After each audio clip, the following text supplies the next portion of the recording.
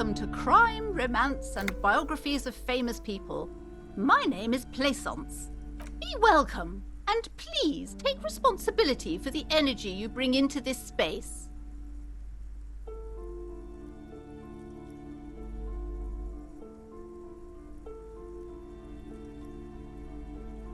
I am the proudest owner of our little shop of culture.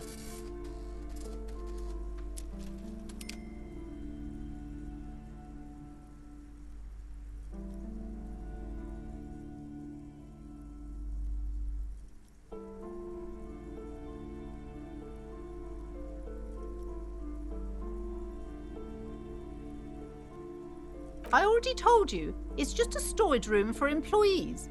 I don't understand why it's so important to you.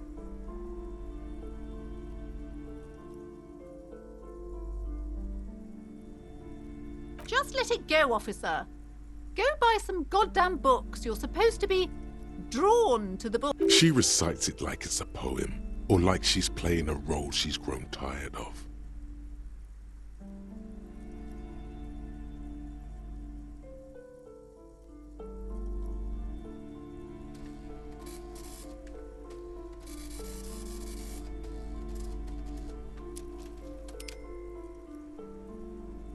It's just for decoration.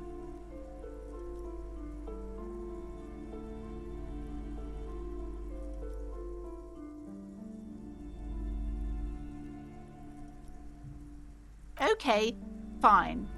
It's just because this place is cursed, just like everyone said. They don't call it the doomed commercial area for nothing. Are you happy now, officer? Happy that you've ruined everything?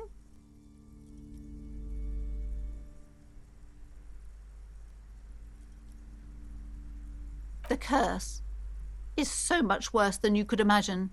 It's a disease, eating at the very foundation.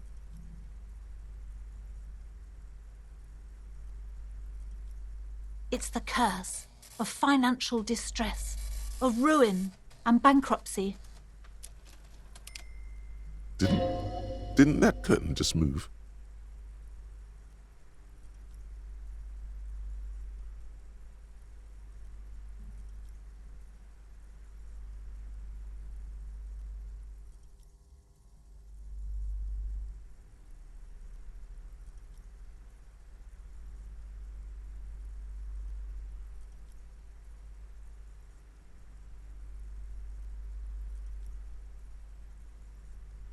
Everyone knows that all the previous companies in this building have sooner or later declared bankruptcy, and their malicious spirits are still here, feeding off bad business practices and disappointing income statements.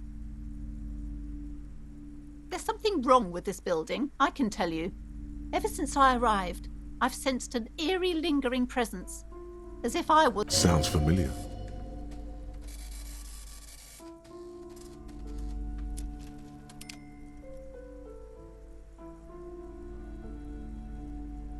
She nudges her glasses, anxious and tense.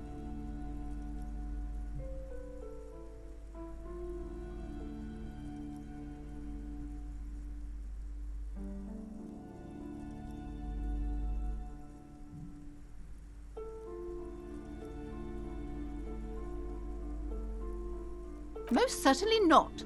I don't want anyone who's not familiar with the psychic arts to get involved in this mess. Stay away. My liege, you know what this case calls for? A para-detective.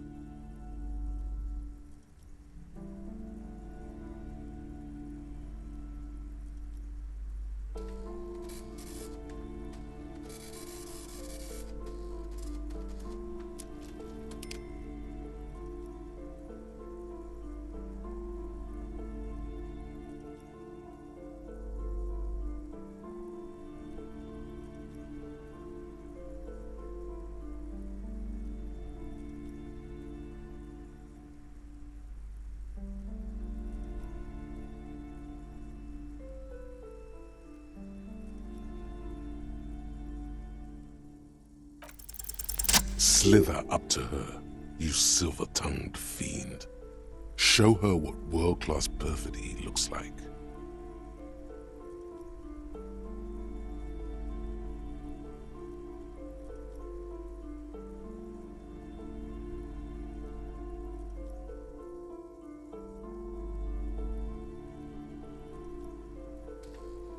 sure? Don't think I haven't seen charlatans before.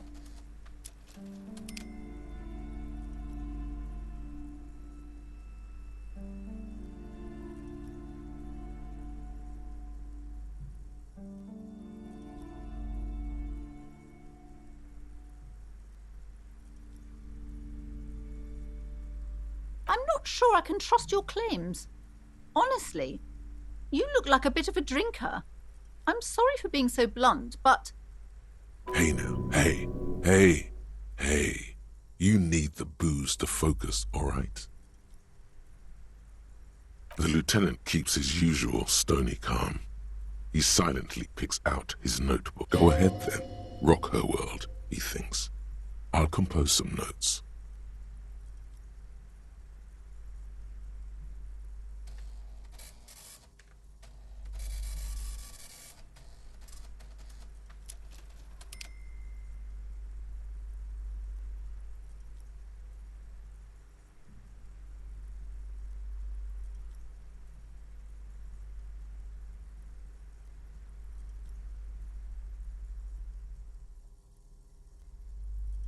How do you know all this? Here we go.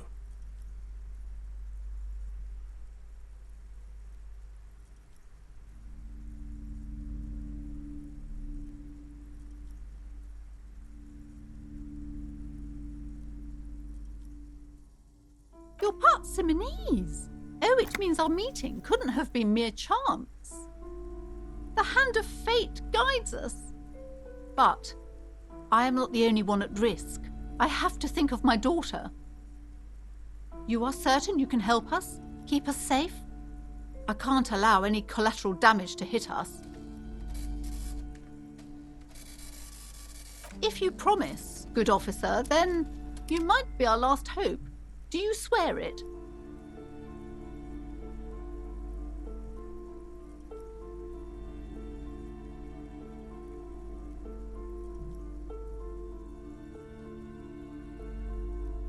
Thank you, sir. There's one more thing I haven't told you about yet. The entity.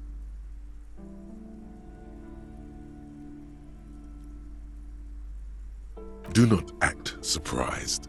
You know of these things, sire.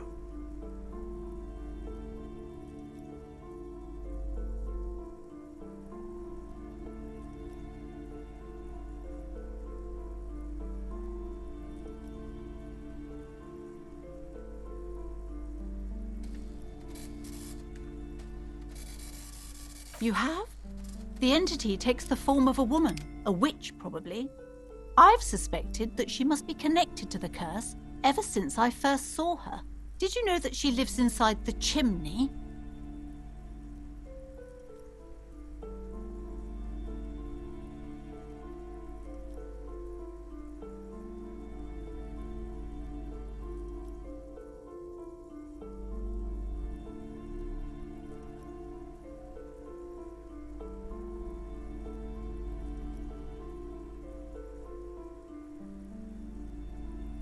No, this chimney is part of the building's central furnace, and it's enormous.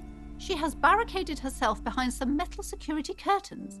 God knows what she's doing there. Some unnatural magic, I assume. You should go find the entity and ask what happened to all the companies in the building. What is the source of this curse? Here's the key to the warded door behind the curtains. Take it. Oh, and please do return to me after you've looked round. I'm quite anxious to know what she has to say about the curse. What you discover in there. Unbelievable darkness and ruin.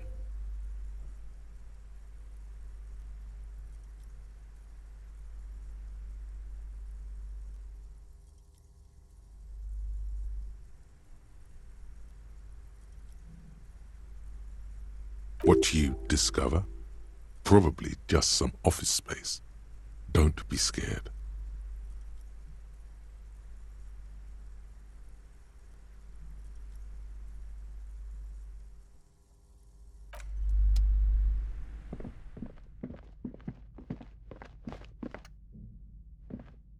You see a set of tattered curtains blocking the way to another room. A strange cage-like trinket dangles from... You see a dimly lit room full of dusty furniture and trash. A doorway stands in the back, covered in dozens of scary little Seminese wards. Your shadow... Oh!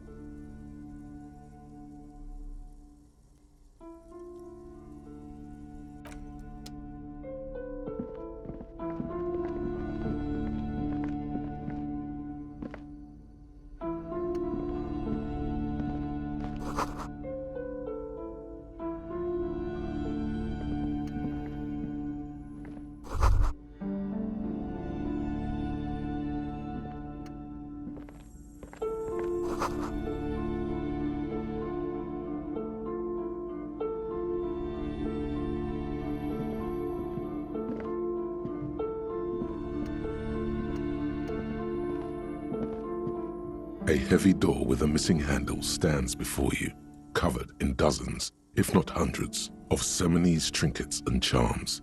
It appears to be locked.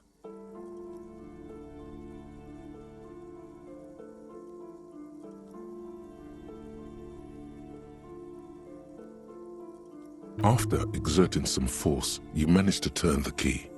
It's eerily silent. The door slides slightly open, letting a draft of cold air into the room.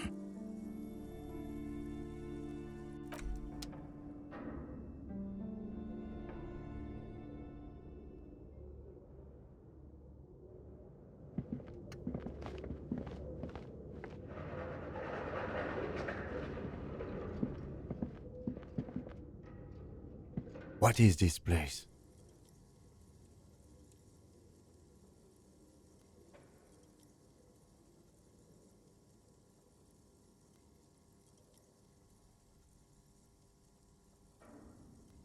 No, it's a gym. Though it looks like no one's been here in ages. I doubt the electricity still works. Good thing we have a flashlight on us. Don't forget to take it out of your bag before we move on. An eerie feeling rises in your chest.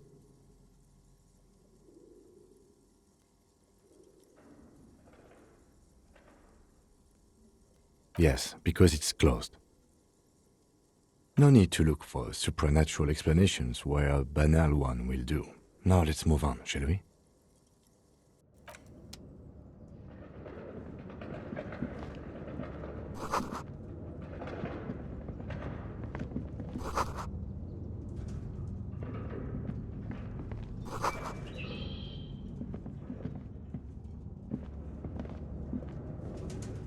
A barbell lies on the floor. The color has worn off its weight. It's 60 kilograms. Your triceps hum at the sight of these weights. Show the world what kind of beast it's dealing with. There are no collars on the barbell. This is a safety hazard. Why does it feel so familiar?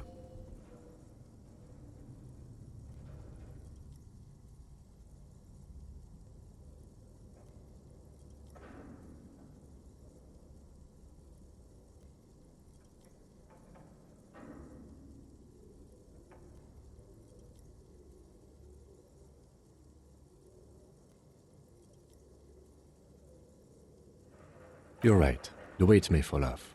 Better not touch it then.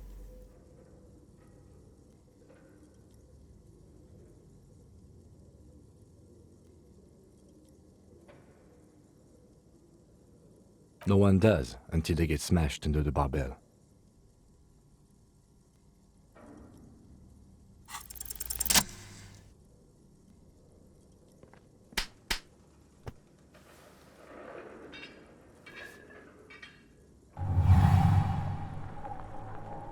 Conjuring up an inhuman amount of strength, you raise the barbell up in the air. Your biceps tremble, but you're a savage. This is a children's game.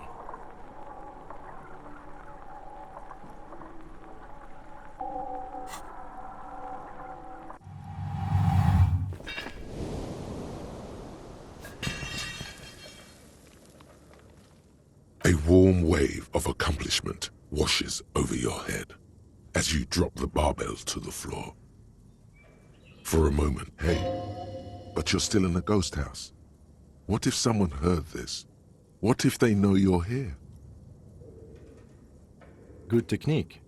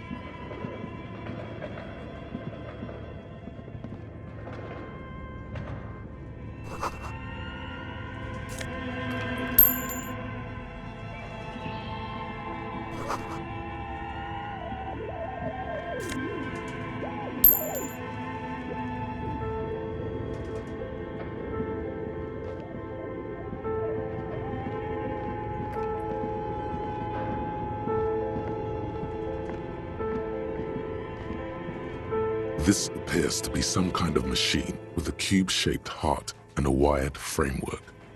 The keyboard has a rectangular on-off button. A piece of paper still hangs from the print. A radio computer. Just sitting here without anyone inside.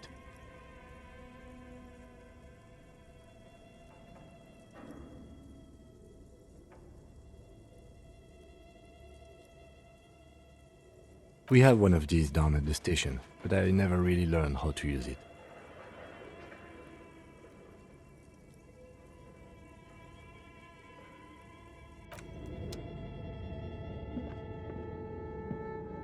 This old fireplace is covered in lines drawn in blue and red marker, the mesh spreading over the stone like blood vessels on alabaster skin. It looks ghostly and strangely ancient. The whole thing resembles Cadran mosaic tiles. Very pesantic.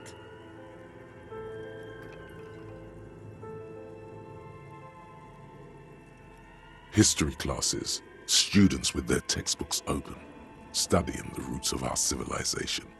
Those aquarelle blue tiles looked beautiful in the sun.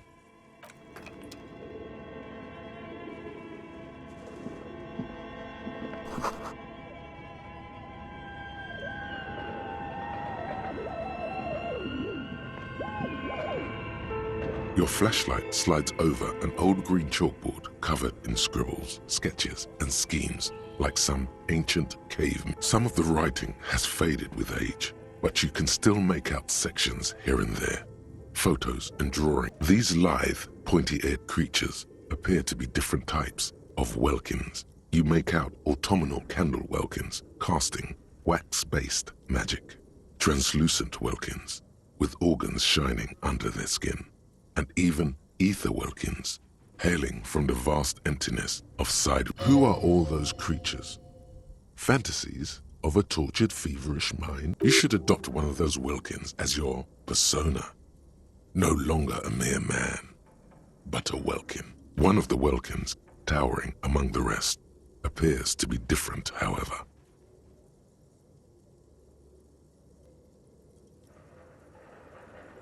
It's Vara Hamira, a high welkin, his face white and scarred like cracked marble. This is clearly a welkin supremacist.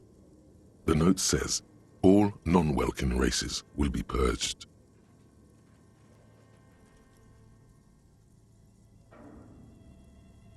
The Haldor, the Twarg, the humans, and even headless men, all of them, purged. Imagine a world filled only with welkin. Green welkin, dread welkin, and the high welkin to rule. An inordinate amount of time has gone into drawing these little welkin creatures.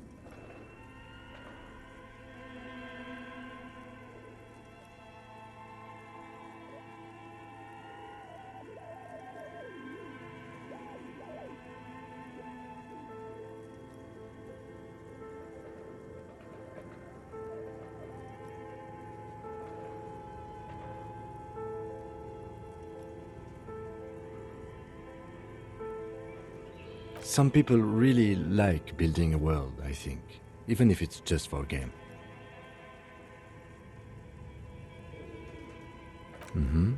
Political commentary. That one has a great beard, too.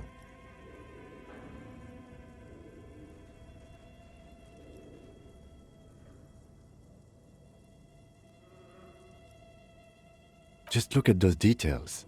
So much effort. And for what? All gone.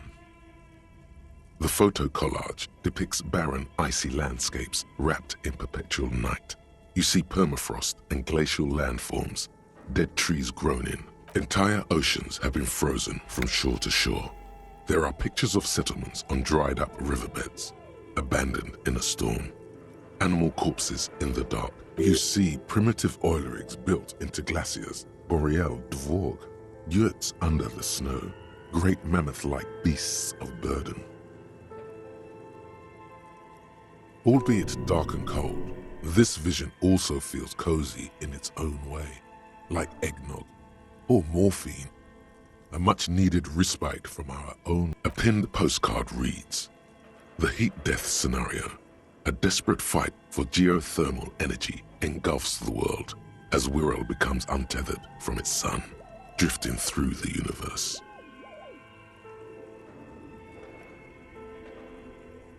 This is a monthly calendar from the year 50. Cryptic words like sprint, daily minimi, and GPI span the marker-drawn grid, the grand scheme of production and money. Minimi stands for a mini-meeting.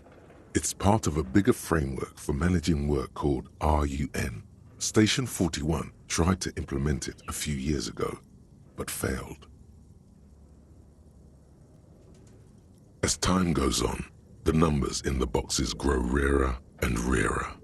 The board becomes an empty snowfield in the final days. Only Looks like they didn't make it.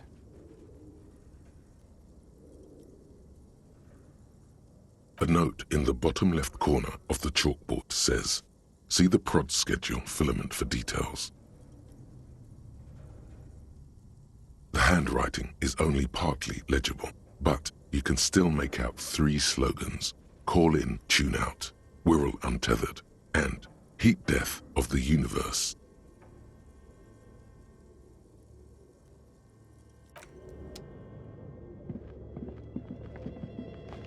The dusty radio computer sleeps on its wired frame. The machine lights up like some prehistoric animal stirring from its slumber, revealing fluorescent play and print keys on the keyboard. The hatch on the machine's central compartment is wide open.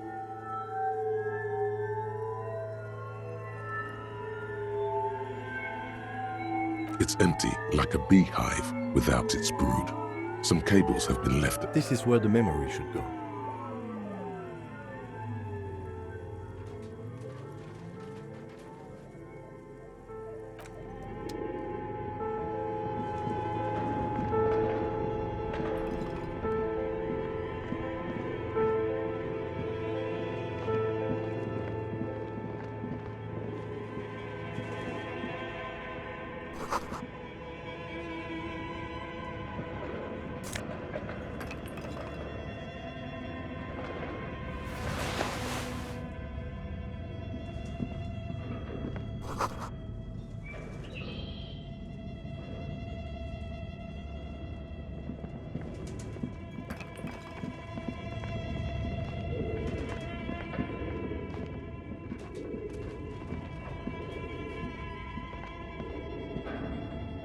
Tiles on the cube are still smoldering.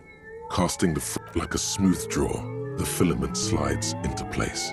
On the keyboard, the play key starts blinking. A bar of fabric right above the keyboard starts producing a soft hum. The sound of static seeps through the machine's planar magnetic driver. Have you stirred the ghost of the doomed commercial area from its rest? Could this be its dismembered heart beginning to flutter? The static gets louder, slowly filling up the abandoned hall, until a voice speaks out, crackling and old. Good afternoon. Fortress accident en rue de Saint-Ghislaine. This is East Insulindian Repeater Station 1. Please repeat. Is this the production schedule?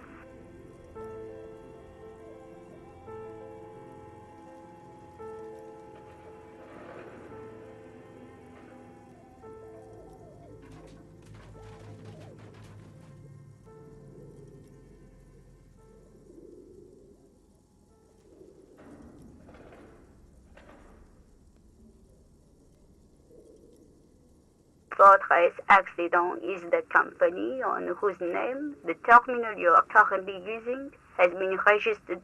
One moment.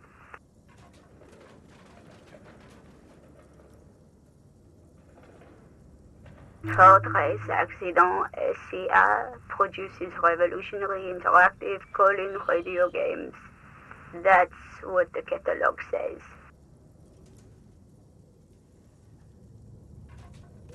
That's not bad.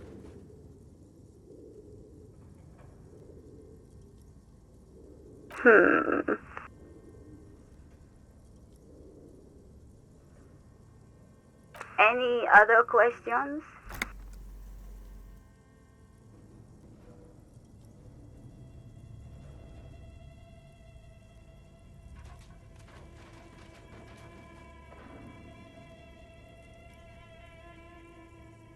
The filament you have inserted into the reader. Yes. Is that the production schedule?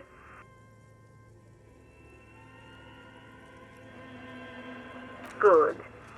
Please repeat the password. Password? Of course it would have a password. That's why there's a human administrator involved.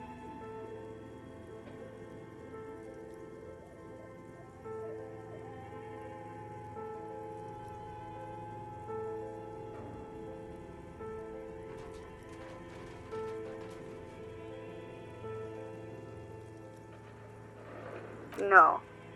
A hint system is not part of the protocol for repeater stations.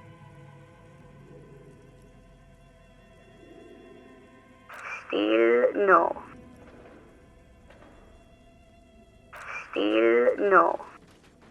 I am contractually obliged to protect the privacy of the filament holder for trace accident. Without filing a warrant with Lintel, I cannot give you access to this filament. I'm afraid we are not doing that, unless we want to wait for a month. Now, can you please repeat the password?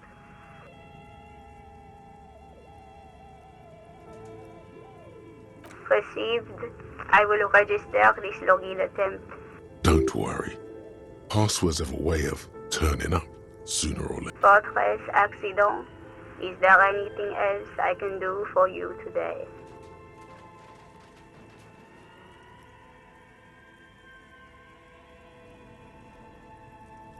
Thank you, and goodbye.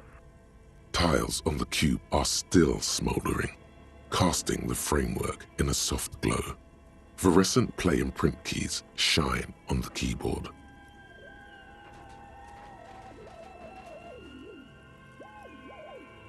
The filament slides out of its glowing nest.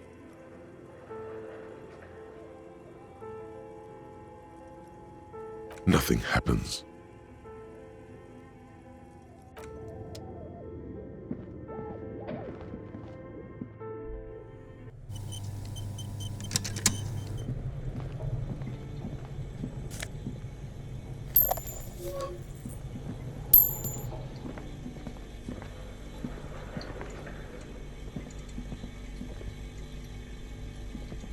You see a terrifying ice bear with a strange compartment in its belly. The door is covered in frost and the bear's eyes are The bear looks oddly realistic. Is it taxidermy? A gust of freezing cold air rushes to greet you. You hear a low grumble as the bear regulates itself. This is the inside. The lieutenant takes a peek inside. His hand has found the holster of his gun. The shelves are empty. All you see are crumpled ice cream wrappers with the brand name, Revachol Ice City. A handwritten note has been attached to the door. The fridge is huge. You pocket the note and the little fridge magnets keeping it on the door. You've acquired an interactable item. Investigate this item further by going to the Interact tab in your inventory.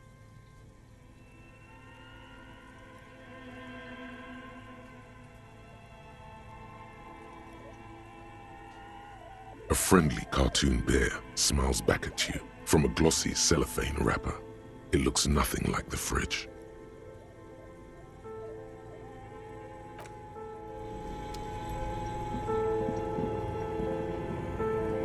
A thick layer of coal dust covers the furnace.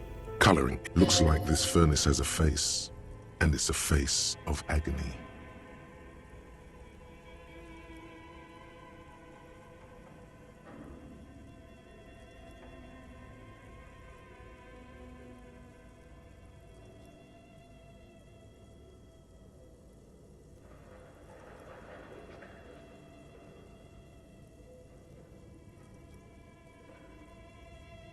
It's dark and grimy here. In the darkness you can hear chatter. It's coming from above. A voice or several voices talking to each other. What are you doing?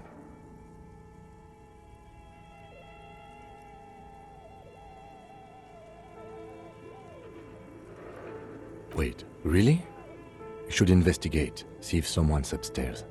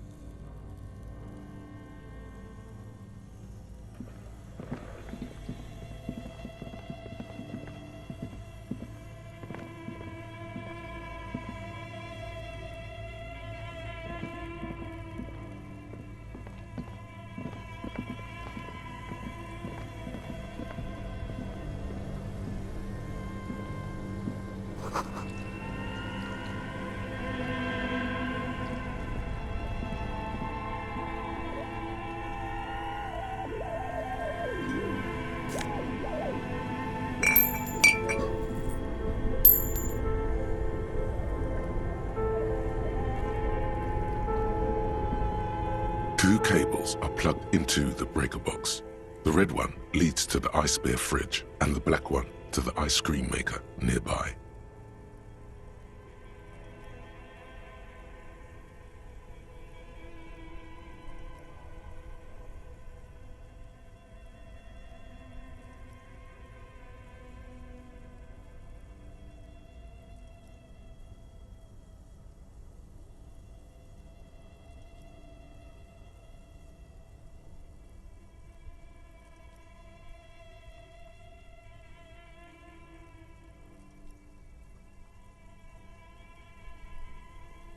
An electric sizzle.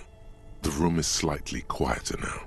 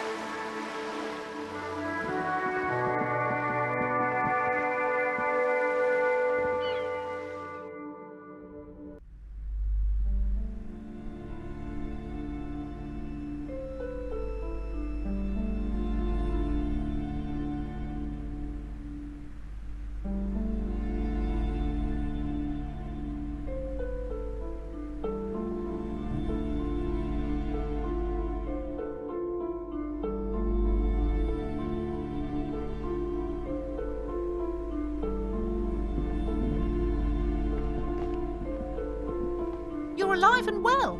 Don't keep me waiting now. What's in there? In that dark sarcophagus?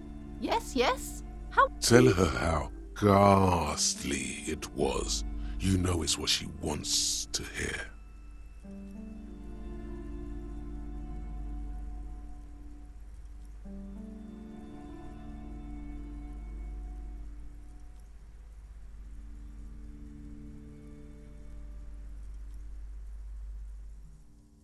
I knew it. Oh, such horrors that have been thrust upon us. But what else did you find? Did anything survive? No, of course not. You don't have anything of substance to tell her until you found that entity of hers.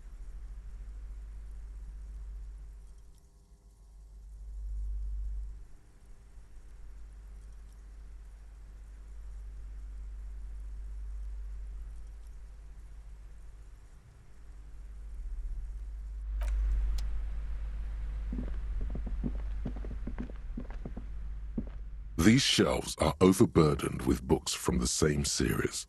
You see the name Dick Mullen over and over. Crime fiction is a disgrace.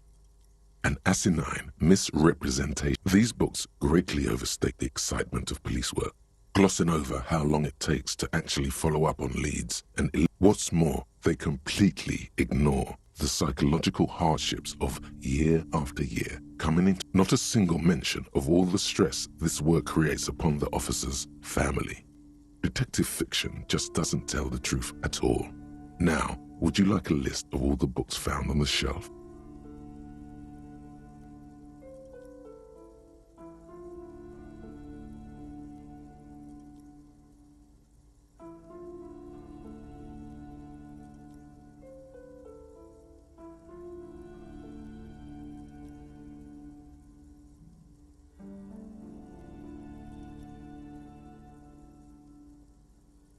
You see Dick Mullen on the job.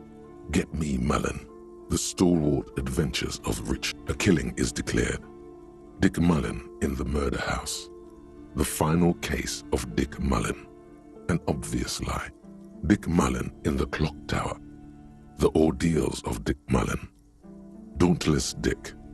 Oh no, turns out he faked it to solve a case. Yes, there's also the dame who did it. Farewell, my Mullen. Faking death seems to be a common trope in the Mullen series. Tragedy calls for Dick Mullen. Another one with fake death. And, of course, Dick Mullen. After all this, you still haven't found the answer to the one question that matters. Who is Dick Mullen? Your attempt to grasp at the answer fails. It seems very close by, pulsating just out of reach.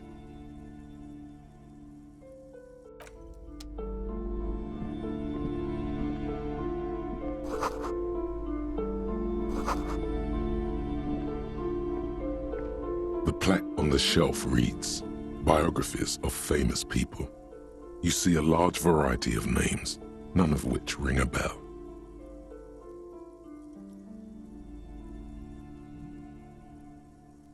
Browsing through all the books with all their names makes your head spin. None of these seem. Suddenly, a particularly odd title catches your eye. It reads, High Speed Love, the tragic true love story of Jacob Irv and Alfie Delatraz, by one Cecilia Averbrook. High Speed Love chronicles the romance between two of the finest tip-top tourney racers in history. One of them is the madcap driver, Jacob Irv. Next to Irv's life story, you see a slim biography of an Occidental rock star called the Anti-Star. He's famous for shooting morphine into... Next to that, Revacholian radio personality Guillaume Bevy stands in front of a run-down drug den. He's a permanent fixture on Channel 8, reporting... I really must insist you buy one of the books. Reading them is not for free. Do still browse, though, but not too long. I'm sorry, I did not mean to rush you. You are browsing. Go ahead. Take your time. Time is commerce.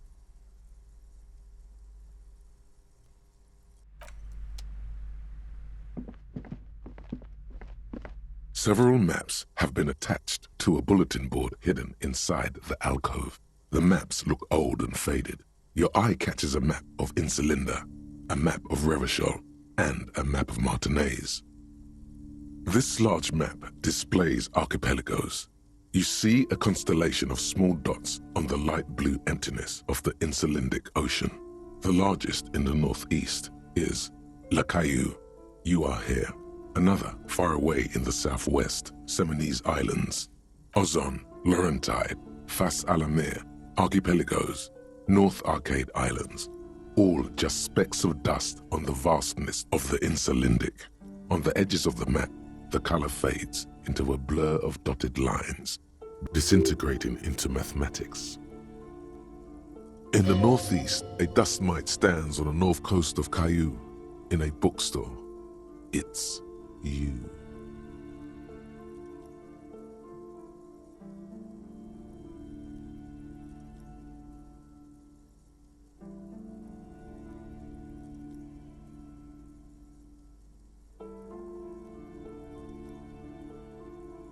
You can, on Caillou, Revachol, a single black star, on Ozon, Fondelier, and Vilmandu, on Archipelagos, Croyan Moran, Villiers, on Seminai, lost little pearls of light, tiny fires in the dark.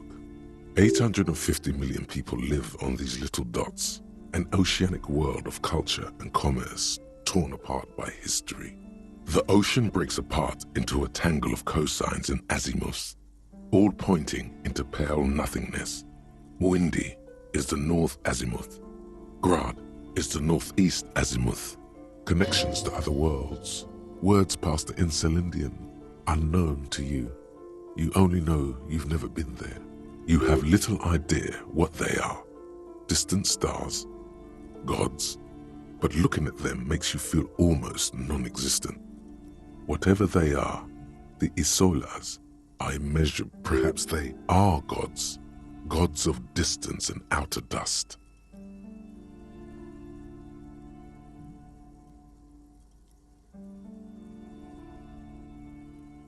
It's not really a map, it's a tourist thing. A picture postcard with buildings on it. Drawn, still, it's detailed. Could be pretty useful for scouting ahead. You see the jagged boxes of an industrial harbor, even the whirling in rags there. This large map displays archipelagos. You see Ozon, Laurent disintegrating into mathematics. In the northeast, a dust mite stands on the north. The ocean connections to other. You have little eye. Perhaps they are gods. Gods of...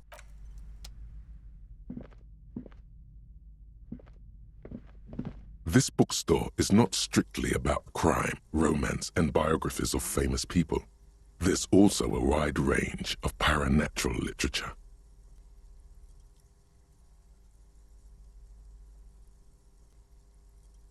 Amidst the various books, you find one written by someone named Matthias W. Dundas.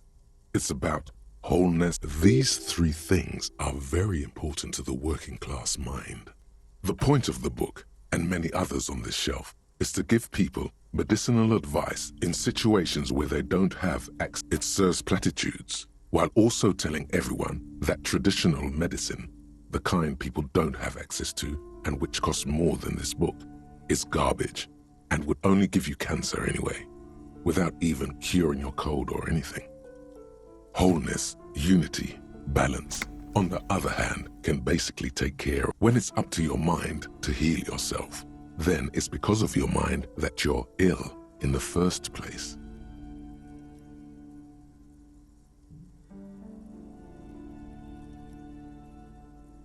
The book features chapters on topics such as how to find magnesium.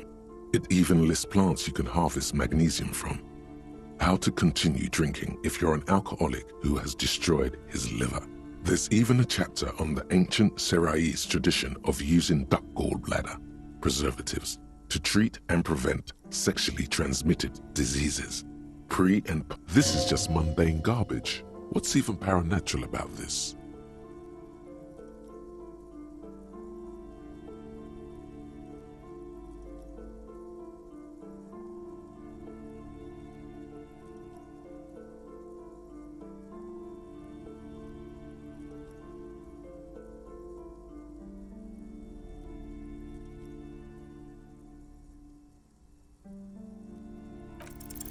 The throbbing in your head increases with every passing moment you gaze at this. Suddenly, as if out of nowhere, a small green book becomes apparent. The title of it reads, Medicinal Purposes of the Pearl. The book contains very little explanation on the matter. This knowledge seems to be taken for granted.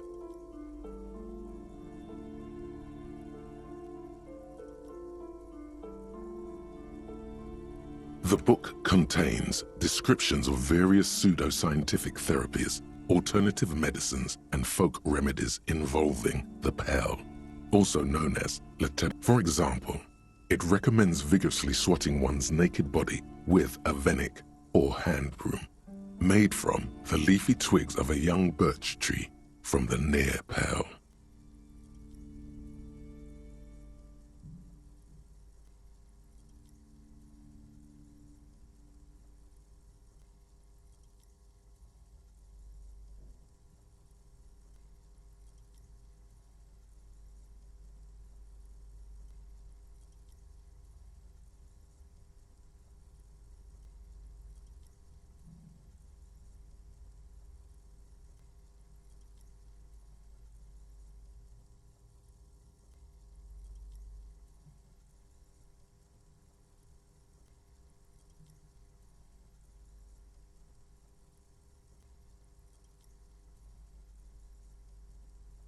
It is supposedly invigorating and good for the circulation.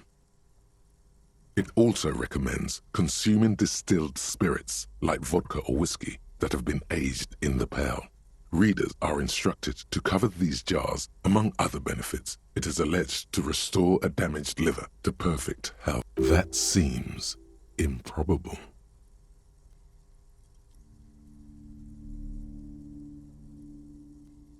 For general health and well-being, readers are encouraged to take regular strolls through the pearl, though a sidebar cautions readers to limit each stroll to less than an. These strolls promise to cleanse the mind of worries and the body of toxins, especially if the perambulator performs this ritual in the nude. This is exactly what you need.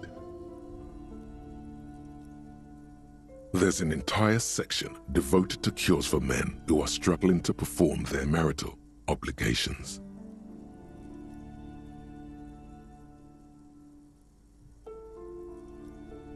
You close the book and return it to its place on the shelf.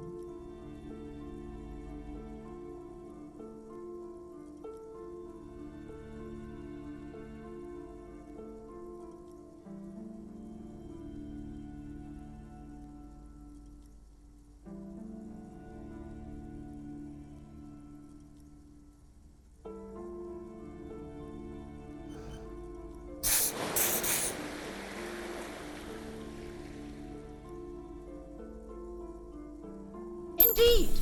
Something about that book does seem to have spoken to you.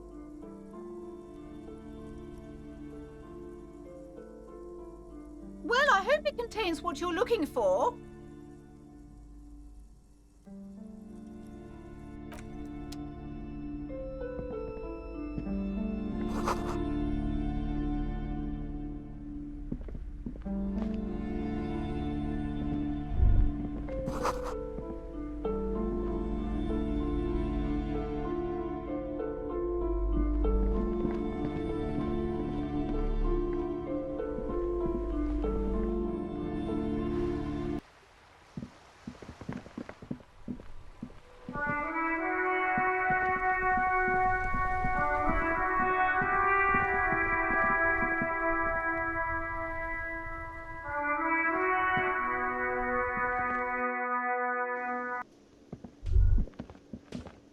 By the way, where is home?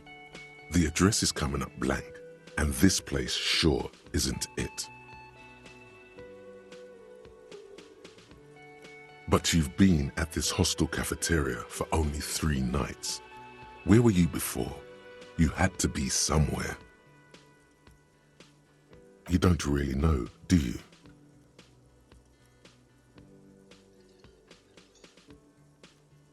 A vague, blackened image doesn't sound like somewhere you can stay if you run out of money.